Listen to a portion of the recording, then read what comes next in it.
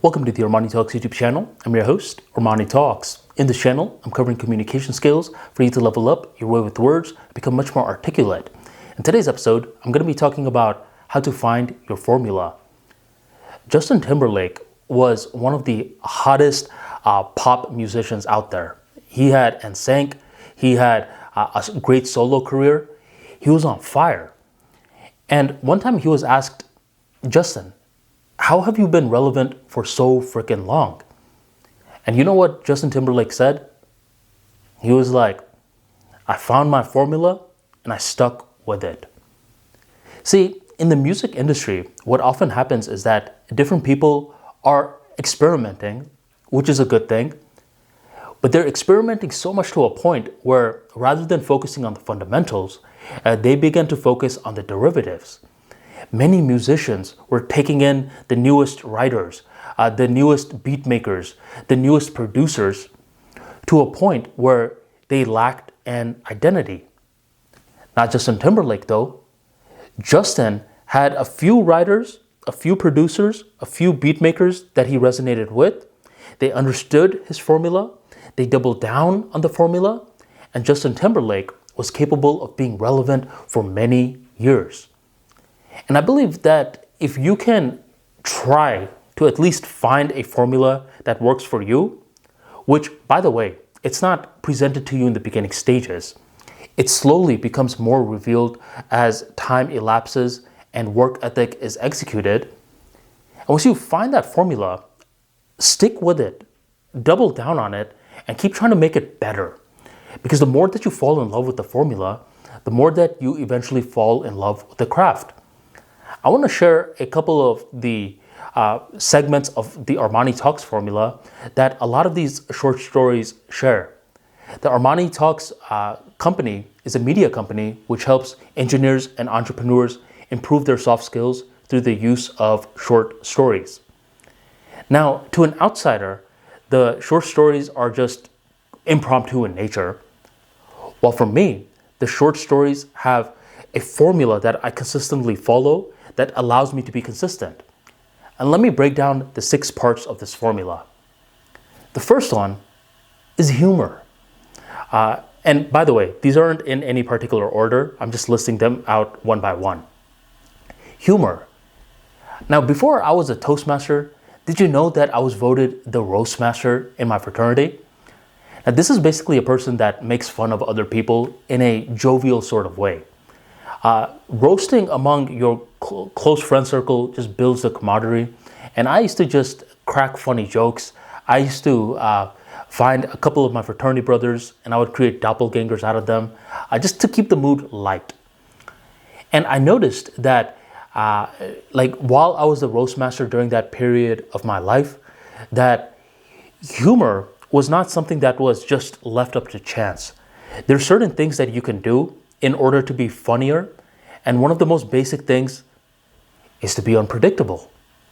I like this, and I felt as though that any story that I create, a lot of them should just have a dash of humor within it. This allows the lessons to, go to the other person much quicker, and it makes the stories more powerful in nature. That was one thing. Another part within these stories is logic.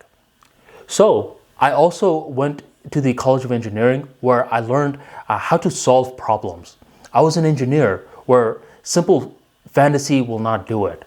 You need to be able to create systems, and your systems need to be able to function within the boundaries of physics. This is not something that you cannot compromise. And this too is something from my past that I'm capable of bringing into the present day. And this is something that you will notice for the rest of this video. There's a lot of things from my past that inspire my present. And when you're looking for your formula, you too can do the same thing. Look at your past and be like, which parts stick out? Which parts was I unusually gifted in? And let me see if I could bring that to my stories nowadays. Which brings me to the third part, impromptu. So in my past, I did a lot of impromptu speeches in Toastmasters. And the first ever time I did a table topic speech which is known as the impromptu speech section within the club, I fell in love with it. The reason why was because I noticed that you could be given a topic, and once the initial nerves fade, you're capable of creating talks out of the ether. Something about it was magical, and that impromptu nature was something that I bring into Armani Talks to this day. You gotta speak from the heart. And when you do impromptu speaking, what happens is that you're shutting down the sense of self portion in the brain, which allows you to connect to something much deeper. And you're beginning to get ideas that you initially, when you're thinking a lot, wouldn't be able to get. So something about impromptu speaking I like a lot, and it's something that I still hold dear to this day. The next one is, I just like to call it TED Talks. So I like a lot of TED Talks, but I like Armani Talks better. With TED Talks, one thing that I noticed is that their mantra is ideas that spread. And one thing that I've noticed with a lot of TED Talks is that it's very short. And something about the short nature of the talks is something that resonates with me. I'm like, this short thing is sticking with me more versus these long drawn out lectures. So I try to keep a lot of these Armani Talks, like the blogs are 1,000 words or less. The emails are 700 words or less. YouTube videos are roughly like the 10-minute mark. And just having that guideline of short stories adds a lot of clarity. The fifth one is rhythm. Rhythm is something that inspires me because I'm a big hip hop fan, and it's something that I can't even put into words. It's something that polarizes people with the Armani Talks brand. Like some people will love it. It's like, oh yeah, like there's that unique rhythm to his voice. And some people will be like, this is weird. I don't like the way that this guy speaks. It doesn't matter to me at all. See, this is another thing with the rules that help out tremendously. It's capable of you knowing who you are to decide who you want in your tribe, but more importantly, who you don't want in your tribe.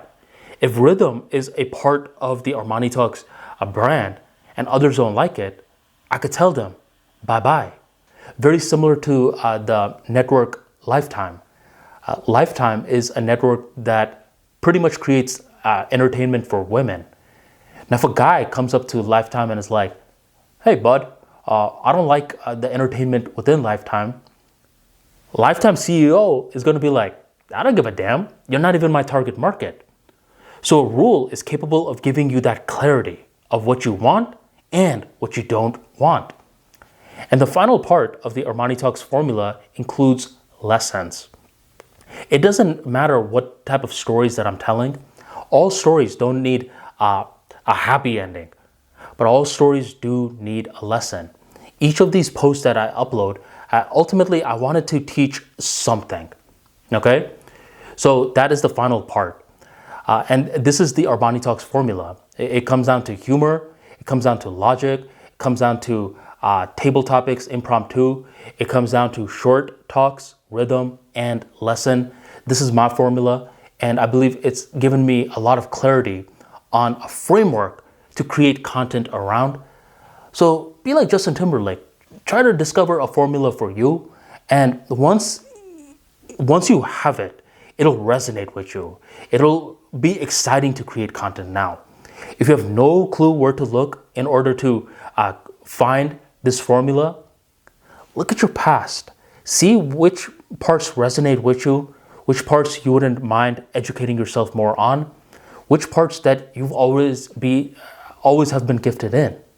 And by finding those parts, you will know who you want in your tribe, who you don't want in your tribe, and storytelling will be a lot of fun. So thank you very much for joining the Armani Talks YouTube channel, and I'll catch you next time.